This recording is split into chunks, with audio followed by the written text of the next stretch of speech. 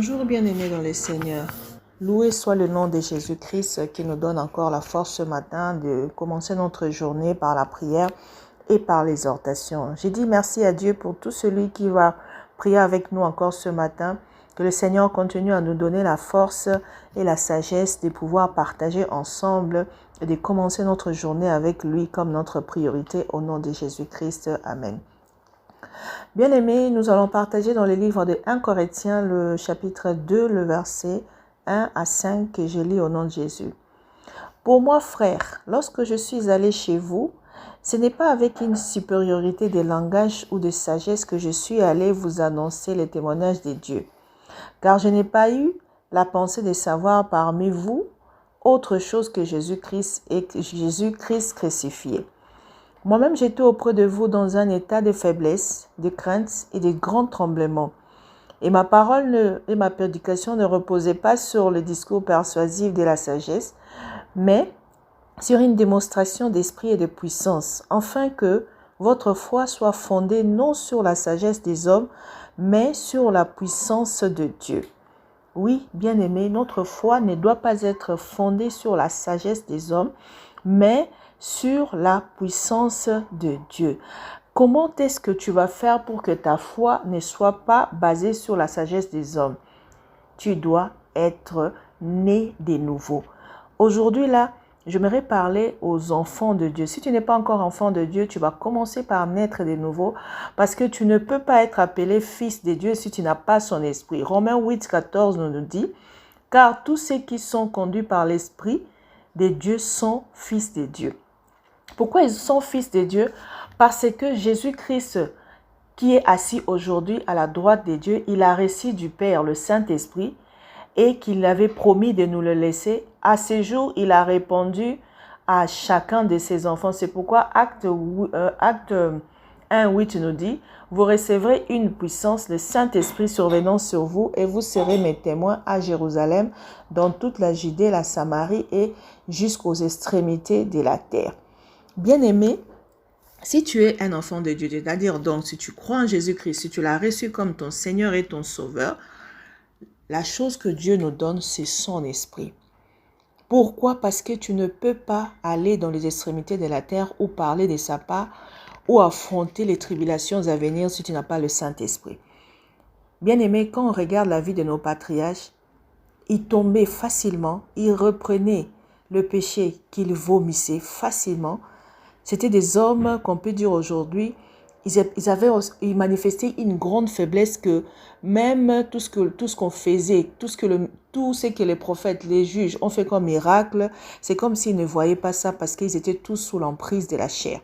Et Jésus-Christ est mort à la croix, crucifiant le péché dans la chair et nous a donné son esprit pour que nous aussi nous soyons forts.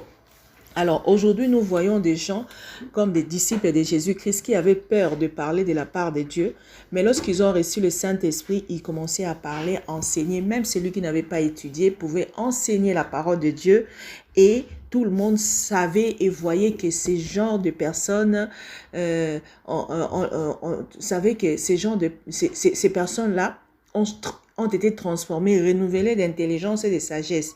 Parce qu'il y avait quelque chose en eux, ils avaient la doctrine de Jésus-Christ et on les a appelés de chrétiens. Bien-aimé, si tu es un enfant de Dieu, tu dois aimer le Saint-Esprit. Pourquoi tu dois désirer le Saint-Esprit? Parce que le Saint-Esprit peut se demander. Elle peut aussi être donnée par imposition de main, comme la Bible nous montre dans le verset de Acte 8, 18, Simon-Pierre et les apôtres pouvaient imposer les mains aux gens et ils recevaient le Saint-Esprit, mais elles ne se monnaient pas. Elles ne se monnaient pas, donc tu ne peux pas dire aux gens, venez, je vais prier pour vous, vous allez recevoir le Saint-Esprit ou quoi que ce soit. Non, ça ne se monnaie pas. Elle peut se demander, comme Luc 11, 13 nous montre, que si nous sommes mauvais, et nous savons donner des bonnes choses à nos enfants, à combien plus forte raison celui qui demande le Saint-Esprit à Dieu lui donnera-t-il?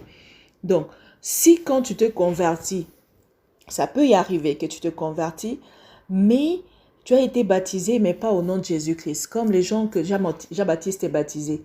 La plupart des disciples de Jean-Baptiste, à cette époque-là, les gens qui étaient baptisés par Jean-Baptiste, ils n'avaient pas le Saint-Esprit. Parce que le Saint-Esprit n'était pas encore là. Mais aujourd'hui, lorsque nous faisons baptiser, nous devons baptiser les gens au nom de Jésus-Christ et pour que le Saint-Esprit descende sur eux lorsque nous prions pour eux. Il est important qu'un enfant de Dieu soit baptisé du Saint-Esprit parce que c'est le Saint-Esprit qui nous a été donné comme ami de la mission. Bien aimé, ici Paul est en train de montrer que je ne venais pas vous prêcher parce que je suis sage et que je suis d'une grande intelligence. L'intelligence de l'homme n'amènera pas l'onction de la parole. Mais lorsque Paul parle, moi quand je prêche, ma prédication se repose pas sur des discours persuasifs de la sagesse, mais sur la démonstration de la puissance de Dieu, afin que votre foi soit basée sur la puissance de Dieu. Aujourd'hui, la foi des hommes, des femmes n'est pas bien construite parce que les gens ne voient pas la démonstration de la puissance de Dieu.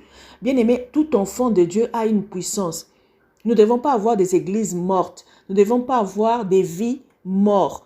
Même quand tu es chez toi, parce que nous sommes l'habitation de Dieu, nous sommes les corps de Christ, nous sommes remplis du Saint-Esprit, Jésus-Christ en nous, nous devons démontrer sa puissance. Là où un enfant de Dieu, c'est comme il y a un feu où tout le monde peut voir que là, ça brûle. Bien-aimé, le Saint-Esprit est bon pour toi. Pourquoi? Parce que c'est lui qui va commencer à te montrer qu'est-ce qu'il faut faire et qu'est-ce qu'il ne faut pas faire. Bien-aimé, dans notre lecture d'aujourd'hui, on nous montre que Paul pouvait dire peut-être dans le verset 7, « Nous prêchons la sagesse de Dieu, mystère caché de Dieu, avant des siècles, destiné pour notre gloire. Sagesse qu'aucun des chefs des siècles n'a connue. » Car s'ils avaient connu cette sagesse, ils auraient connu que Jésus-Christ qu'ils ont crucifié était le Seigneur, était le Messie. Bien-aimé, il dit, si tu demeures dans la présence de Dieu, tu auras la révélation de la parole. Il dit, nous sommes différents avec eux. Pourquoi? Parce que nous avons connu la pensée du Seigneur. Nous avons été instruits par le Saint-Esprit. Alors, lorsque nous parlons, nous ne parlons pas comme des humains, mais nous avons un langage spirituel. Et lorsque nous parlons, les hommes spirituels aussi écoutent et ils comprennent.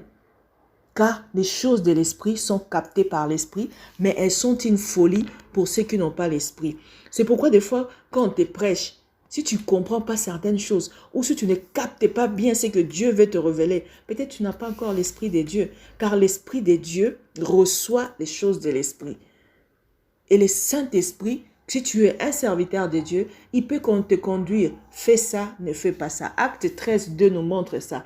On nous montre que les disciples, pendant qu'ils servaient le Seigneur dans leur ministère, et ils gênaient, le Saint-Esprit leur dit, mettez-moi à part Paul et Barabbas. Le Saint-Esprit distribue les missions.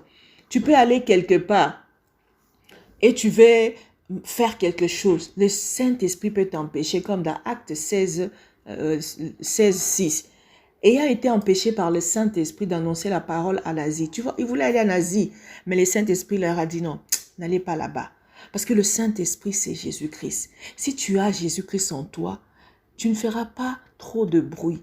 Tu ne prieras pas avec trop d'insistance pour que quelque chose se manifeste ou que le miracle vienne. C'est le Saint-Esprit, lorsque tu parles de lui, lorsque tu prêches, même quand tu exhortes, il confirme ta parole par sa manifestation, par sa puissance. C'est comme ça que les malades guérissent, c'est comme ça que les choses changent, c'est comme ça que les gens sont bénis. C'est pourquoi la Bible dit, si tu crois en Dieu, tu seras sauvé, mais à ses serviteurs, tu réussiras. Pourquoi? Les serviteurs de Dieu doivent avoir l'esprit de Dieu, doivent être l'habitat de Dieu, doivent être la représentation de Dieu. Tu es avec ton problème, tu me le dis, nous prions et nous voyons la main de Dieu. Et cela est distribué à tous les enfants de Dieu. Pourvu seulement que tu prennes conscience de cela, que tu n'es pas n'importe qui. Alors, si tu n'as pas encore eu conscience de cela, nous devons prier pour que le Seigneur te remplisse du Saint-Esprit. Si tu sens que tu n'as pas le Saint-Esprit, parce que lorsque les gens reçoivent le Saint-Esprit, ils commencent à parler à langue, ils commencent à prophétiser. Il est important pour toi de parler à langue et de prophétiser, parce que la prophétie, ce n'est pas seulement un ministère, mais c'est aussi un don qui te permettra à comprendre la parole, à prêcher la parole à connaître la pensée de Dieu. Bien-aimés, nous allons prier au nom de Jésus-Christ. Éternel Dieu Tout-Puissant, mon âme a soif de toi, mon âme a besoin de toi. L'âme de mon frère, de ma sœur, nous avons tous besoin de toi. Sans toi, on est perdu. Tu es le dirigeant de notre vie, tu es notre Seigneur, le rocher de notre vie. Père, vis en nous. Sois notre Dieu, sois notre rocher, sois notre Seigneur. Ne regarde pas, Seigneur, oh Dieu, nos fautes. Ne regarde pas nos vies passées. Mais nous voulons que tu viennes diriger notre vie. Saint-Esprit, viens diriger, coordonner toutes choses dans nos ministères. Car c'est toi qui connais, Seigneur, oh Dieu, ce qui est bien pour nous. Des fois, nous avons des décisions contraires à la volonté de Dieu, mais toi qui connais la vérité, toi qui connais le conseil de Dieu, tu es notre conseiller. Donne-nous l'intelligence et la sagesse qui vient de toi, afin que lorsque nous parlons, que ce ne soit pas par rapport au discours pour persuader les gens, mais que nous parlons, Seigneur, annonçant tes oracles, et que ces oracles ne retournent pas à toi sans produire des fruits. Seigneur, touche nos vies. Remplis nos vies, Seigneur, de ta personne. Seigneur, dans ce siècle, pour que nous puissions résister à l'œuvre de l'Antéchrist, nous avons besoin d'être remplis de ta présence, pour que nos yeux voient comme toi, que nos bouches parlent de ta part, que nos vies soient sensibles à ta personne. Même pour demeurer dans la présence de Dieu, même pour craindre Dieu, nous avons besoin de toi, Saint-Esprit. Remplis mon frère, ma soeur. Remplis mon frère et ma soeur. Remplis tous ceux qui sont en train de prier avec nous en ce moment au nom de Jésus-Christ.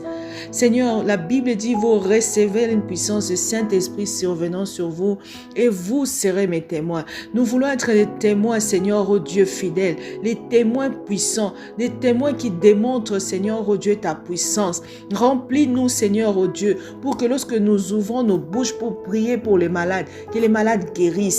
Lorsque nous parlons, que les choses soient accomplies, que nous ayons des bouches comme des prophètes, des bouches pour appeler les choses à l'existence. Au nom de Jésus, nous voulons avoir, Seigneur, ô Dieu, le pouvoir, Seigneur, ô Dieu, et que le monde, et que la terre, et que les cieux, lorsque nous déclarons des choses, qu'elles soient fermées ou liées. Car tu nous as dit, vous avez le pouvoir de fermer les choses sur la terre, sur les cieux, et que c'est ferme. Seigneur, cela s'est fait au moyen de ton esprit. C'est pourquoi j'ai besoin du Saint-Esprit. Mon frère a besoin du Saint-Esprit. Remplis-nous du Saint-Esprit au nom de Jésus-Christ. Que la vie de Jésus-Christ soit notre vie. Nous voulons vivre comme toi. Donne-nous la crainte, Seigneur, oh Dieu. Donne-nous la crainte. Bien-aimé, si tu continues encore à marcher dans le péché, tu vas attrister le Saint-Esprit. Car bien que maintenant qu'il vit en toi, c'est une personne qui peut être attristée par ton comportement. Ne l'ignore pas. Parle-lui tout le jour. Déclare qu'il est en toi. Et lorsque tu manifestes un comportement négatif, sache qu'il est là en train d'être attristé. C'est pourquoi vivons selon le Saint-Esprit. Vivons selon l'Esprit. Vivons sous sa direction. Et croyons que le Seigneur Jésus-Christ nous fera que ce qui est bon, nous amènera que là où est sa volonté et là où il y a tout ce qui est bon pour nous. Ô Seigneur, remplis-nous, Seigneur Jésus. Que la vie de Jésus-Christ devienne notre vie, afin que ceux qui nous regardent voient Seigneur Jésus-Christ en nous et qui témoignent que nous sommes de chrétiens. Ce n'est pas une identité à porter comme ça dans la légère, mais c'est une vie à démontrer. Apprends-nous à démontrer, Seigneur, oh Dieu, que nous sommes de toi et que nos vies puissent transformer plusieurs vies. Fais de moi et de mon frère, de ma sœur, une source d'eau vive où les gens viendront boire et vivre. Au nom de Jésus-Christ, je bénis ta journée aujourd'hui. Je bénis tout ce que tu vas faire. Je bénis tout ce que tu as comme projet. Et je demande à Dieu de planifier ta journée. Comme les oiseaux du ciel, nous voulons avoir tout ce que Dieu nous a préparé en ces jours. Nous voulons voir les dons et les grâces. Nous voulons être remplis de sa volonté, de tout ce qu'il a fait de bon pour nous. Au nom de Jésus-Christ, que tous les foulerons à la pointe de nos pieds nous soient donnés en possession. et que toute langue qui s'élève contre nous soit condamnée au nom de Jésus-Christ. C'est pourquoi tout le projet du mal, des sorciers, des occultistes et la nuit contre nous est nul et sans effet. Que ceux qui sont malades soyez guéris au nom de Jésus-Christ. Que ceux qui souffrent, recevez la paix. Ceux qui ont des problèmes, de maladies psychosomatiques, recevez la joie au nom de Jésus et soyez libérés.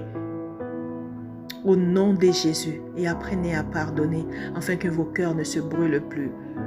Que la joie et l'amour du Saint-Esprit soient abondamment dans chacun de nous, au nom de Jésus-Christ. Amen.